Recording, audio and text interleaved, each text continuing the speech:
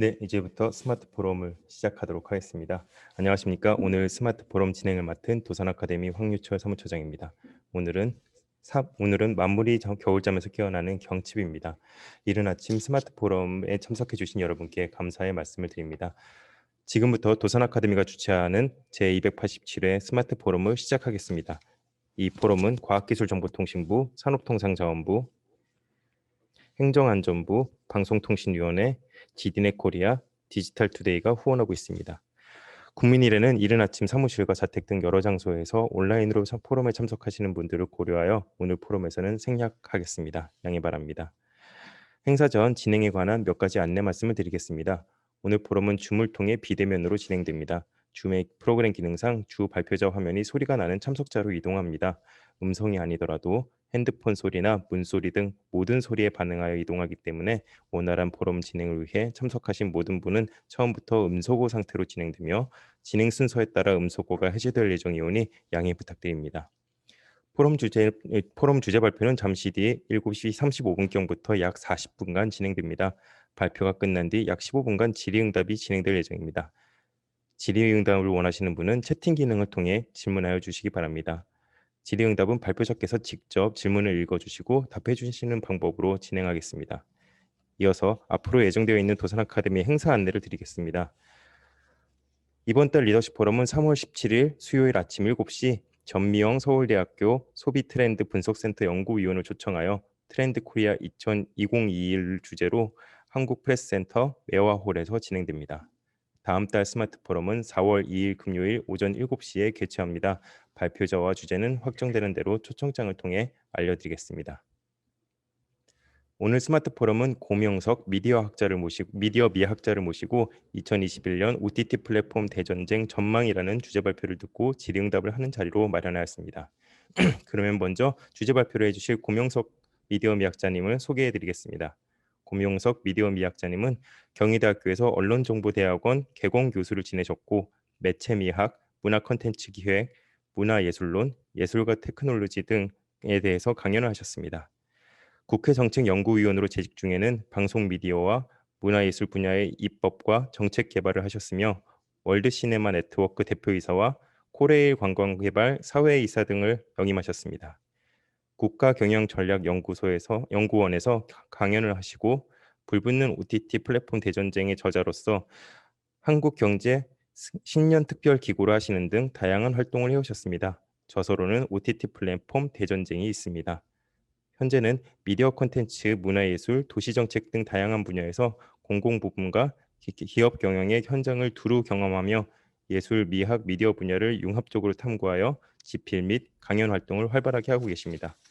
그러면 지금부터 고명석 미학자님을 모시고 2021년 OTT 플랫폼 대전쟁 전망이라는 주제로 약 40분 동안 주제 발표를 듣고 이어서 질의응답을 하는 시간을 갖겠습니다. 예, 앞으로 모시겠습니다.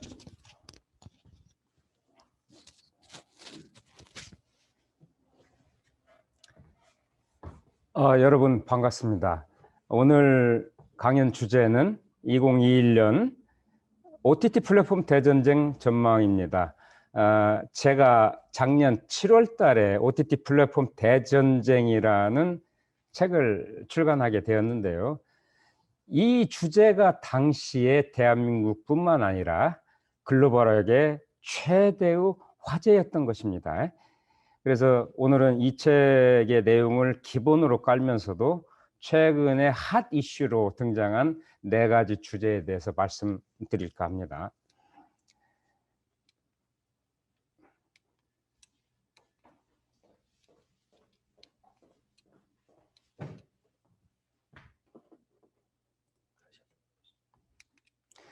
제가 올해 신년 초에 한경닷컴에 특별 기고를 했는데요. 제목이 불붙는 OTT 플랫폼 대전쟁이라고 이름을 붙였습니다. 여러분 이제 미디어와 IT 분야를 나누어 보는 거 과거지사가 되었죠. 이제 미디어 환경에 따라서 기존의 레거시 미디어라고 하죠. 기존의 공중파에서 케이블 TV, 위성 방송, 그다음 IPTV, 이제는 오늘과 같이 스트리밍을 통해서 유튜브와 줌으로도 비대면으로도 만나고 있습니다. 이 급격한 변화, 테크놀로지와 미디어 환경의 변화입니다. 이 변화 속에 핵심으로 자리 잡고 있는 것이 바로 뉴 미디어인 OTT입니다. 오버 더 탑. 그러니까 여러분 수상기에 테레비 수상기에 위에 있는 셋톱박스 그것을 넘어서는 그 다음의 미디어라는 의미가 OTT죠. 그 대표적인 회사가 브랜드가 바로 넷플릭스인 것입니다. 넷플릭스라는 야수 한 마리가 온 세상을 뒤집어 놓았습니다. 그것이 최근의 핫 이슈로 등장한 OTT 플랫폼인 것이죠. 그래서 제가 OTT는 이 화면에 보면은 왼쪽이 소위 말하자면 OTT죠. 우리 시청자들, 유저들은 이 디바이스를 통해서 접합니다. 스마트 TV, 데스크탑, 그다음에 노트북, 태블릿, 스마트폰, 그리고 또 최근에는 이 사진에는 오큘러스의 VR 기기를 좀 제가 사진에 넣었습니다만은 이런 디바이스를 통해서 콘텐츠들을 접하는 것이죠. 이 디바이스를 통해서 네트워크를 통해서 이 OTT 플랫폼을 통해서 그리고 이 OTT 플랫폼은 콘텐츠를 제공받아서 이 콘텐츠와 플랫폼과 네트워크 그리고 디바이스라는 앞 글자를 딴 CPND 이건 밸류체인입니다. 이 생태계 속에서 우리가 있는 것이죠. 여러분 이 분야 사업하시는 분들도 내가 우리 회사가 어떤 포지셔닝에 있느냐를 파악하는 게 사업의 출발이겠죠. 오늘의 주제도 요 CPND 밸류체인 속에서 이야기를 진행하려고 하는 겁니다. 여러분 제가 이 OTT 플랫폼을 관심 있게 보면서 미디어 미학자로서 라스코 인류는 언제부터 동영상을 즐겼을까 굉장히 궁금했어요. 몇 년 전에 우리 수도권에 보면 광명시에 광명동굴이 있죠. 당시 제 지인이 지금 국회의원 하고 있는 양기대 의원입니다마는 당시 시장에서 저를 미디어 미학자로서 한번 봐라 초대를 하더라고요. 갔었는데 제가 이 라스코 동굴 벽화 이 화면에 띄운 이 그림을 보고 깜짝 놀랐어요. 5마리의 숫사슴이 1억 5천 년 전 그림이에요. 구석기 시대 그림이에요. 5마리의 숫사슴이 이 강물을 헤엄쳐 가는 거예요. 당시 제가 미술가 화가와 같이 갔었는데 깜짝 놀라는 거예요. 이 예술성 자체도 너무 놀랍다. 근데 저는 더 놀란 게 이 그림이 5마리의 숫사슴이 아닌 거예요. 한 마리인 거예요. 한 마리가 헤엄치는 것을 그린 거예요. 이 동영상이죠. 그 당시에는 이 그려놓고 눈길을 이렇게 돌리면서 잔상을 구했던 거예요. 그게 영화죠. 네? 1억 5천만 년 전에 이미 영화를 즐겼던 거예요. 그래서 우리 인류의 미학적 상상력은 최소한 1억 5천만 년 전까지 가고 있다. 그래서 이러한 미디어가 처음에는 카메라 옵스큐라라는 그 사진기, 카메라는 방이라는 뜻이에요. 카메라 옵스큐라는 어두운 방이죠. 이 어두운 방에 구멍을 하나 뚫어놓고 햇빛 짱짱할 때 그 방에 들어가 있으면 이 상이 거꾸로 맺힙니다. 그게 카메라입니다. 이게 1895년에는 류미르 형제가 기차 들어오는 기차를 찍은 영화를 첫 상영합니다. 그 당시 놀랐습니다. 관객들이 열차가 막 나에게 달려오기 때문에. 그 뒤에 1940년대 이 응급선 브라운관의 TV가 등장하죠. 그 뒤에 30년 됐죠. WWW가 우리에게 등장한 게 30년입니다. 30년 만에 이제 우리는 OTT 시대에 살고 있는 겁니다. 그러니까 앞선 이 미디어의 형식이란 것은 그 다음 새로운 형식이 뉴미디어가 나오면 이제 내용으로 전환되는 것이죠. 그 전에 사진이 영화 속에서는 한 컷인 거고 TV 속에 영화가 들어오고 그 TV가 인터넷에 들어가고 그러한 내용과 형식의 전환, 이게 바로 미디어의 흐름인 것이죠. 거기에 넷플릭스가 나온 거죠. 넷플릭스 이름도 참 잘 지었습니다. 넷, 인터넷망을 통해서 플릭스가 필름이란 뜻이니까요. 영상, 동영상이 흐른다. 아주 그래서 이 한 마리 야수가 온 세상을 뒤집어 놓고 있는 것이죠. 원래 미국에서 이 비디오 가게 체인점 블록버스터라는 체인점이 있었습니다. 프랜차이즈가 전성기 때는 뭐 9,000개, 미국만 북미 지역만 해도, 그리고 가입자 수가 4천만 명인가요? 어마어마하죠. 그러나 이 리드 헤스팅스가 소프트웨어 개발자였어요. 자기 회사도 하고. 그러다가 이제 회사를 넘기고 다음 사업 모색할 겸 이 블록버스터에서 비디오를 빌려다 봤어요. 아폴로 11호. 근데 조금 깜빡하고 연체를 했어요. 그랬더니 연체이자 40불을 내라 뭐 어쩌라 아주 짜증나게 한 거예요. 그러면 고객이 짜증나게 하는 그 지점에 새로운 사업이 열리는 거예요. 그게 기업가 정신이죠. 그래서 리드 에스트가 생각에 야, 연체이자 내는 연체료 내는 거 없다. 대여 기간 정하지 말고 다 본 다음에 낼 수 있도록 하자. 그것이 바로 오픈물로 받고 그리고 다 받은 다음에 주고, 그러면은 이 재고의 인터벌도 줄어들고 어떤 상품이 잘 나가나 파악도 되고, 그 출발점이 이 넷플릭스인 것이죠. 그래서 이 왼쪽 표에서도 볼 수 있듯이 넷플릭스가 1998년도에 사업을 시작했죠. 그러면서 2007년도에 이제 온라인 지금의 넷플릭스 OTT를 시작하게 되는 것이죠. OTT를 시작하면서 2012년도를 기점으로 기존의 블록버스터가 망했죠. 뱅크럽. 그리고 넷플릭스는 올라갑니다. 2012년이 특이한 것이 북미 지역의 미디어 환경 보면은 기존의 케이블 TV 셋톱박스를 통해서 들어오는 그런 형식이었던 거예요. 2012년 기준으로 이 표 가운데 표 있습니다만은 넷플릭스가 시장을 완전히 장악해가죠. 그게 컴캐스트라든가 타임워너 케이블이라든가 그것은 구독자 수가 줄어든 것이죠.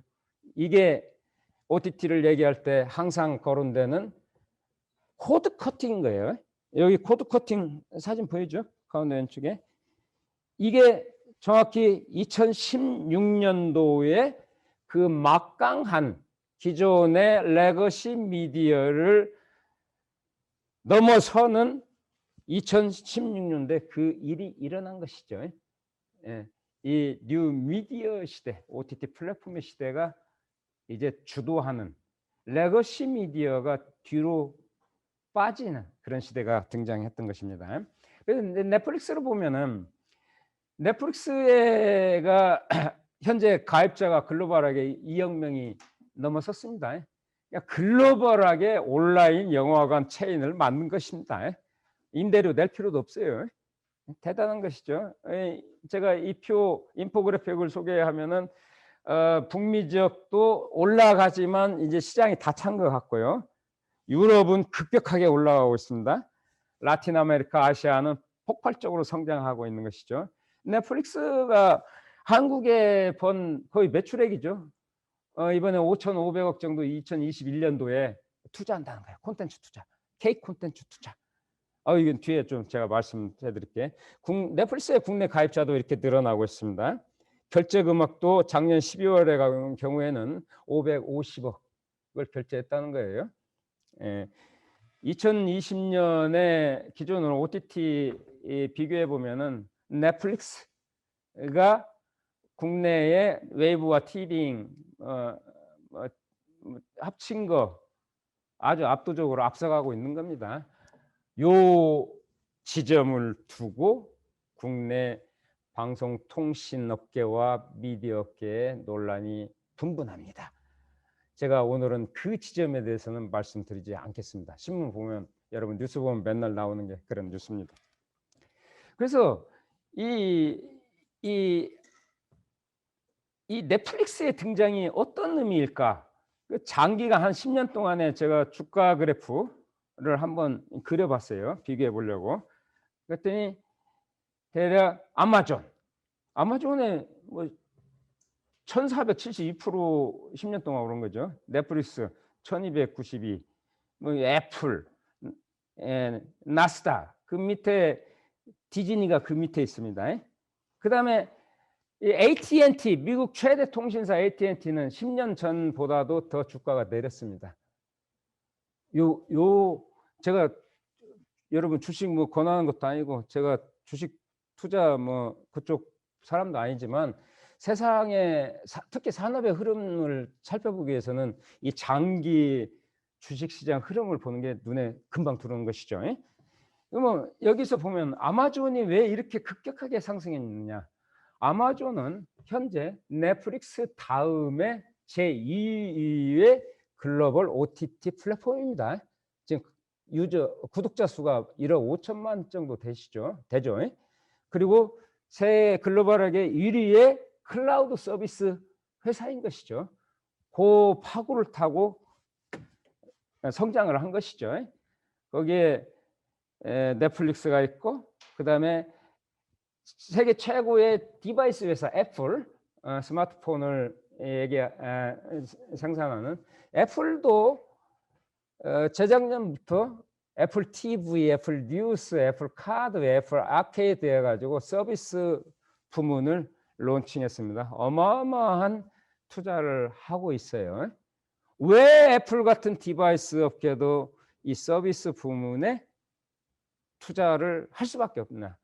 그건 물론 그 이면에는 구독 경제도 있고 또 전 세계 인구 대부분 이 스마트폰을 안 가지고 다니는 사람이 없죠. 이제 시장이 다 찼기 때문에 새로운 모색을 해 나가는 것이죠. 그게 사업이니까요. 예. 그래서 제가 이 넷플릭스를 보면서 이 클레이튼 크리스텐슨 교수, 미국 하버드의 경영대학원 교수이신데 한국을 아주 사랑하시는 분이에요. 근데 작년에 좀 돌아가셨는데 이분이 디스럽티브 테크놀로지라는 경영 혁신 이론을 많이 제공하셨어요. 그러니까 디스럽티브 파괴적인 기술에 의해서 기존에 이미 성장한 기업들은 안이해집니다. 왜 새로 뭘 꼼지락거리지 않더라도 먹고 사는데 지장이 없기 때문에. 그러나 이 벤처에서 시장한 이 피 끓는 기업가 정신이 있는 기업은 쭉쭉 도전합니다. 그래서 새로운 기술들이 나오는 것이죠. 그게 대표적으로 보면은 넷플릭스 같은 겁니다. 제가 이 표 오른쪽에도 제가 그려놓은 거예요.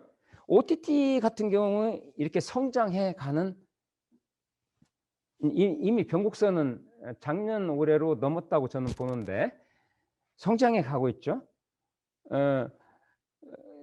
앞으로 한 4년 뒤에 그 디즈니 플러스가 가입자를 약 2억 5천만 명 정도로 목표를 하더라고요. 1억이 지금 디즈니 플러스 넘었는데 아마 그때까지는 그게 성장 지점일 겁니다.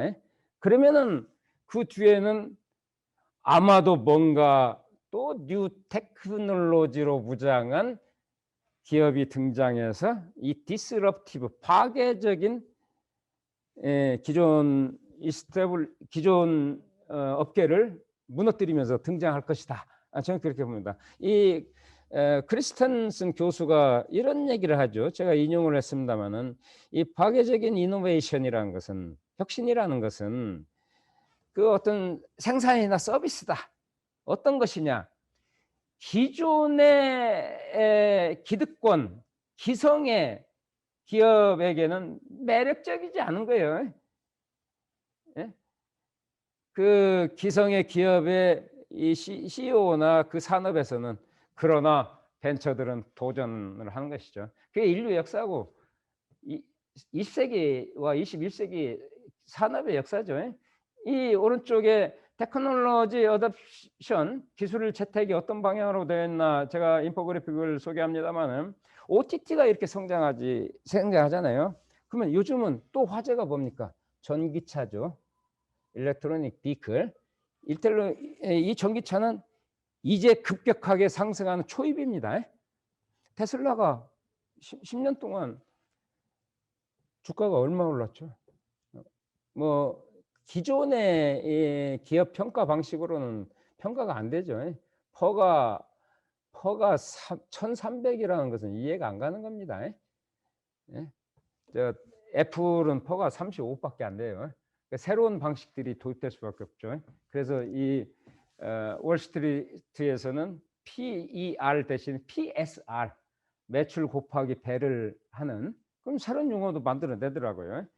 그것뿐만 아니라 연료 전지, 이제 그린 테크놀로지 시대죠.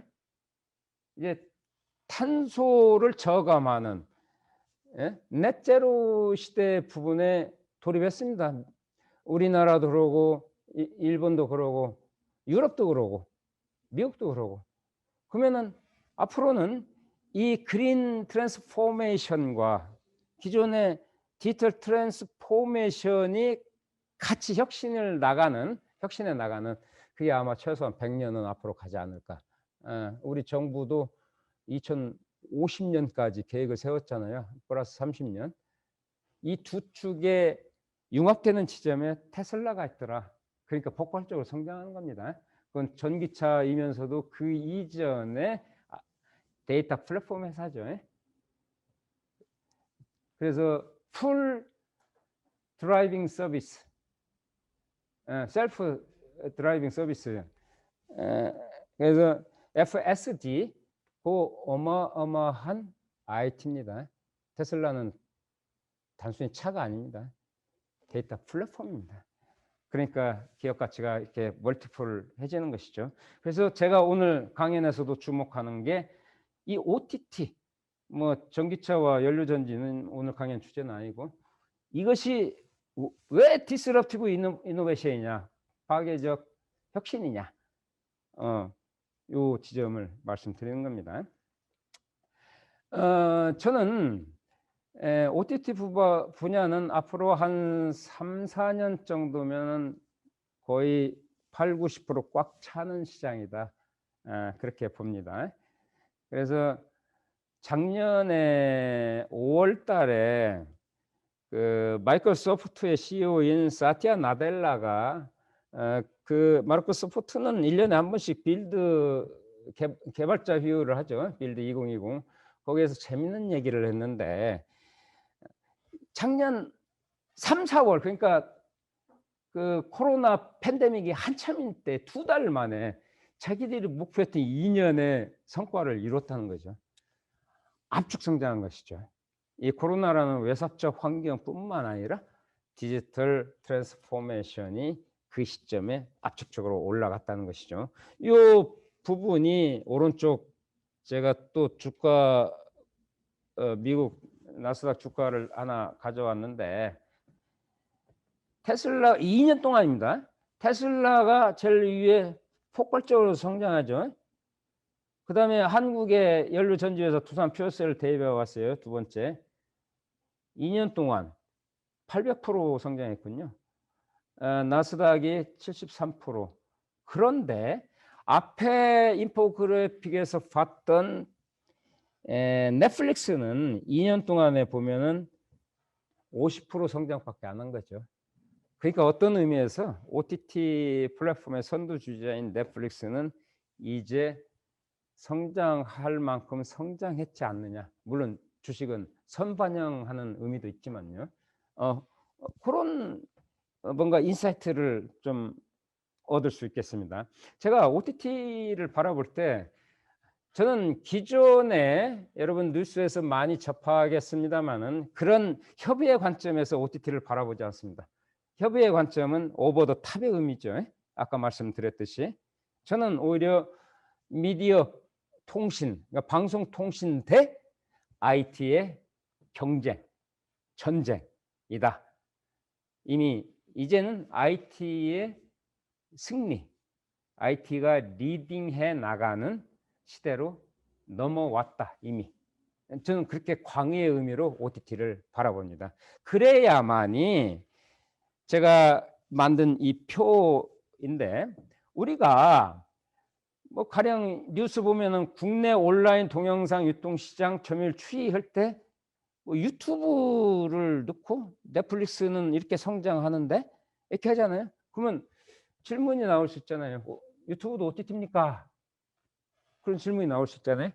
그래서 이 트래픽과 이 플랫폼에서 유저에게 P2U로 제공하는 것과 유저 투 유저로 제공하는 것, 이 한 면을 바라봐야 된다. 그래서 그런 방향으로 나가는 것이 플랫폼이 추구하는 방향이다. 그 점을 제가 찾아내서 디지털 트랜스포메이션 모델 P4C에 대해서 하나 좀 만들어 냈죠. 이런 방향으로 가고 있다. 그러니까 OTT는 단순히 OTT 하나가 아닙니다. 시가총액 2,000조 원이 넘는 IT 자이언트부터 다 달라 진입해 있는 자이언트들의 격전장인 것이죠. 오늘 주제를 간단히 4가지 좀 뽑아봤는데요. 쿠팡이 OTT 플레이를 론칭한 이유는 뭐냐? 디즈니 플러스가 한다는 건데, 그러면 기존의 넷플릭스와 디즈니 플러스의 경쟁은 어떻게 되는 거냐? 한국에서 K 콘텐츠 전망은 어떻게 되냐? 제 세대, 이 10대죠. 이 10대들은 이제 메타버스에서 놉니다. 한국의 대표적인 기업 제페토, 그다음 미국의 뭐 로블록스, 거기서 놉니다. 우리 기성세대들이 그 놀지 마라 하면은 바로 꼰대 취급됩니다. 세대가 그렇게 흘러가고 있어요. 새로운 시장이 열리는 것이죠. 그래서 쿠팡이 OTT 쿠팡 플레이를 론칭한 이유는 뭐냐? 그럼 쿠팡이라는 회사의 업의 정의는 뭐냐? 아마존닷컴 같은 것을 지향한다. 그 앞에서 말씀드린 P4C라는 플랫폼의 모델인 것이죠. 그래서 이번에 쿠팡이 미증시 상장하는데 상단 밴드로 보면은 약 57조 원 가치라는 것이죠. 앞으로 상장하면 뭐 내려갈지 더 올라갈지 모르겠어요. 근데 여러분, 제가 그 소식을 듣고 궁금해서 롯데그룹의 상장사들 전부 합쳐봤어요. 그때 26조인가 되더라고요. 쿠팡의 절반인 거예요. 이게 디지털 트랜스포메이션과 오프라인의 밸류에이션 차이입니다. 그래서 우리 혹시 이 프로그램을 보시는 롯데 관계자분들 있으면은 신동빈 회장께 직접 보고해서 빨리 이 고명세에게 전화하라고 연락하세요. 그래서 이 아마존 모델과 이 쿠팡의 모델을 비교해 보면은, 제가 아래쪽 닐슨 코리아 클릭에서 인용했습니다만은, 지금 이커머스 같이 하고 있죠. 그다음 로지스틱스 같이 하고 있죠. 그다음에 OTT도 같이 하고 있죠. 쿠팡이 디바이스는 없습니다. 아마존은 부커머스에서 시작했기 때문에 여러 가지 디바이스도 팔고 이렇게 역사 속에서 드러나는 것이죠. 또 아마존에 있는 게 AWS, 아마존 웹 서비스라는 클라우딩 서비스를 합니다. 쿠팡도 이것을 쓰고 있죠. 디즈니 플러스도 그건 나중에 얘기하겠습니다. 그래서 이 모델에서 비어있는 부분이 클라우드 부분이 비어있다. 제가 생각할 때 쿠팡도 앞으로 아마존 같은, 아마존은 태평양의 동쪽을 바탕으로 나는 서쪽을 커버하겠노라 한다면 클라우드에 투자할 수밖에 없는 것이죠. 그렇게 해야 되고, 그게 기업의 숙명입니다. 두 발 자전거를 타고 계속 달려야 되는 것이죠. 그래서 이번에 보니까 이번 달이죠? 이번 주입니까? 다음 주입니까? 이 쿠팡 플레이가 영국 프리미엄 리그 손흥민 선수가 뛰는 그것을 쿠팡 플레이로 생중계한다는 것이요. 왜 그것을 가져왔을까? 그건 여러분 스포츠 중계는 리얼타임으로 스트리밍이 되는 겁니다. 킬러 콘텐츠예요. 이 디즈니가 이 미디어 시장에서 큰 소리 치는 게 그 자회사 손자회사로 ESPN이 있기 때문입니다. 그거 엄청난 것이죠. 왜 이 쿠팡은 OTT에 진출했을까? 그건 회원들을 락인하고자 하는 것이죠. 여기서 노세요. 여기 엔터테인먼트 풍부합니다. 여기서 커뮤니티 하세요.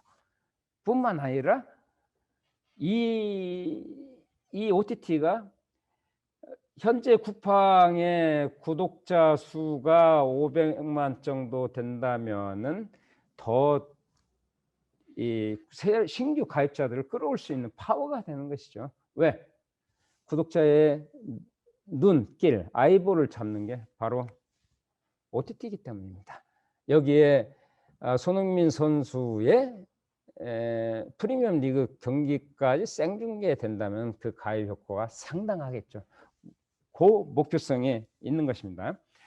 여러분 디즈니 얘기 좀 하겠어요. 올해 디즈니 플러스가 상륙합니다. 어떤 보도에 의하면은 뭐 KT, LG U 플러스와 손잡았다 그런 보도도 나오죠. 뭐 그럴 가능성이 있다고 봅니다. 왜냐하면 넷플릭스가 맨 처음에 LG U 플러스와 손을 잡았죠. 그다음에 KT하고도 같이 손을 잡았죠.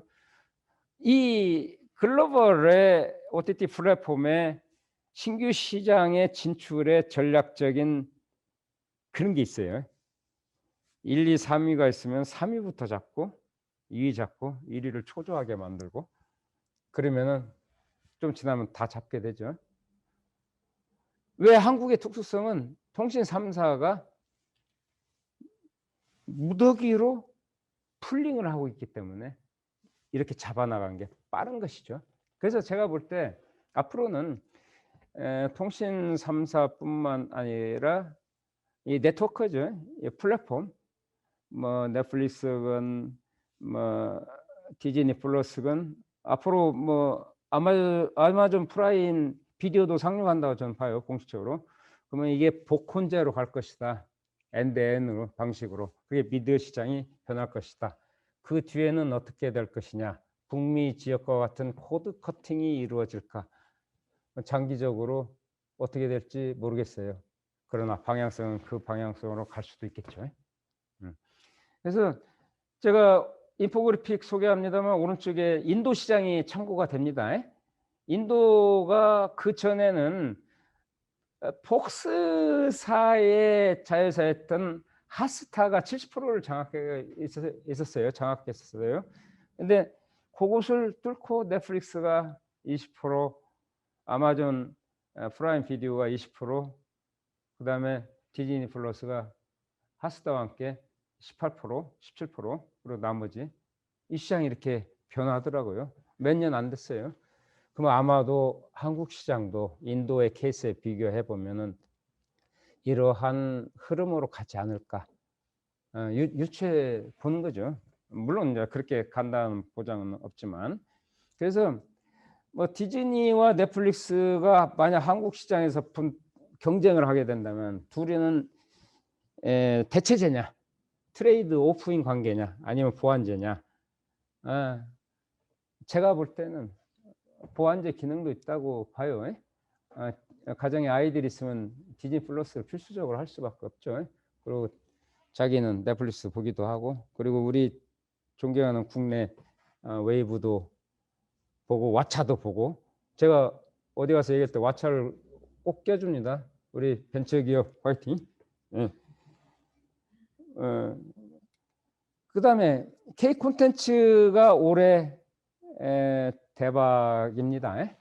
넷플릭스만 하더라도 5,500억을 투자한다는 거예요. K 콘텐츠에. 왜 넷플릭스는 여기에 이렇게 투자할까요? 그리고 디즈니도 그럴 계획이라는 거고, 중국의 OTT들은 자기네 중국 내에서는 방영을 못하지만 동남아 시장을 잡기 위한 최고 좋은 콘텐츠가 K 콘텐츠죠. 올해는 이 콘텐츠, 작년도 그렇지만 콘텐츠 업계가 조금 그동안의 고생에서 벗어나서 좀 굉장히 일을 많이 할 수도 있을 것 같아요.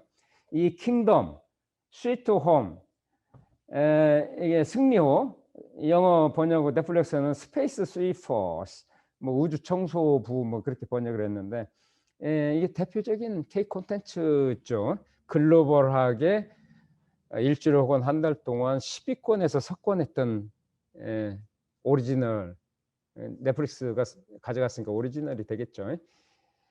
왜 넷플릭스는 K 콘텐츠에 꽂혔느냐? 첫째는 작품성입니다. 한국 콘텐츠가 그만큼 작품성이 뛰어난 거예요.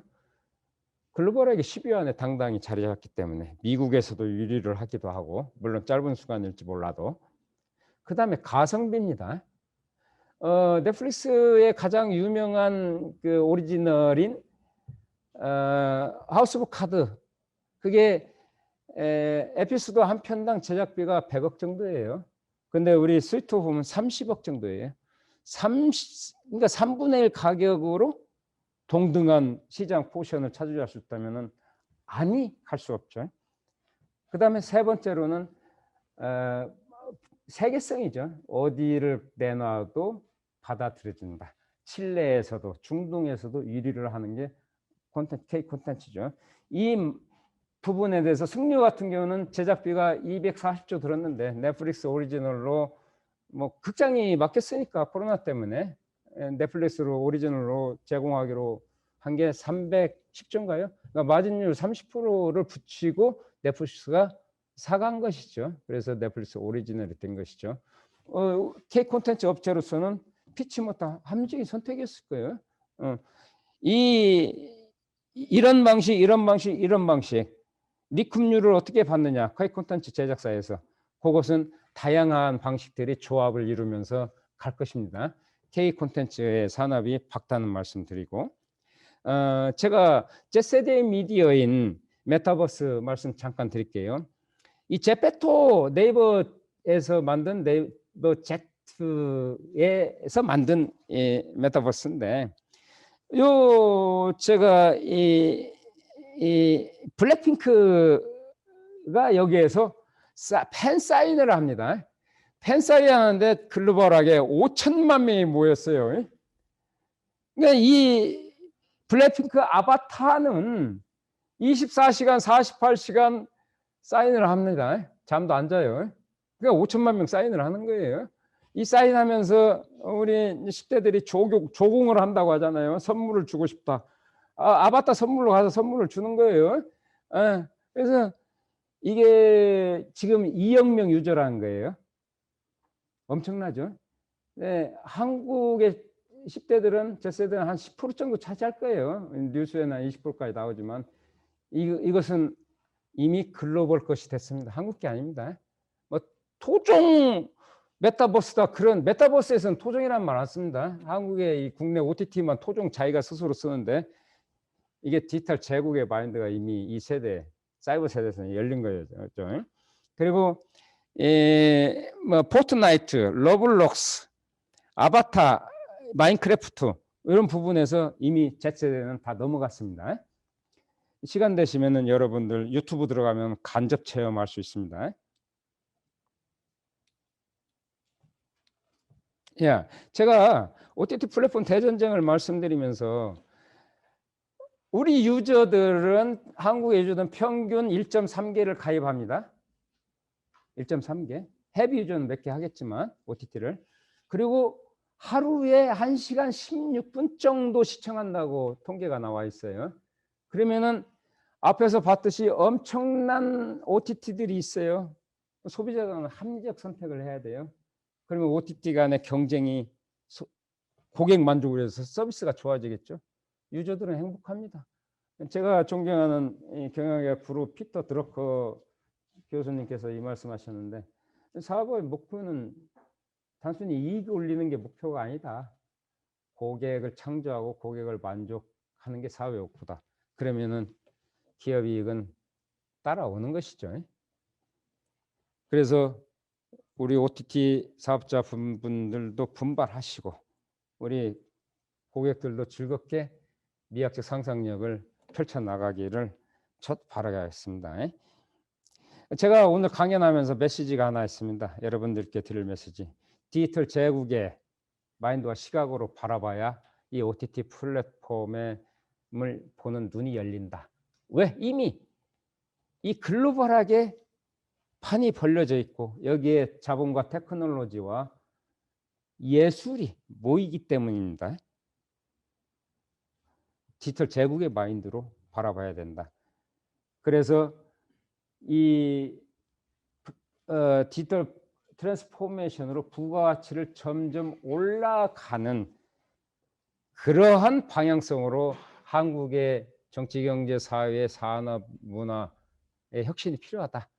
뭐 그런 얘기 좀 드리고 싶고, 그다음에 제가 이 책을 집필하면서 이 책은 CEO들을 위해서 집필했다 스스로 표현하는데 뭔가 기업가 정신의 인사이트를 이 분야를 통해서 드리고자 했던 것입니다.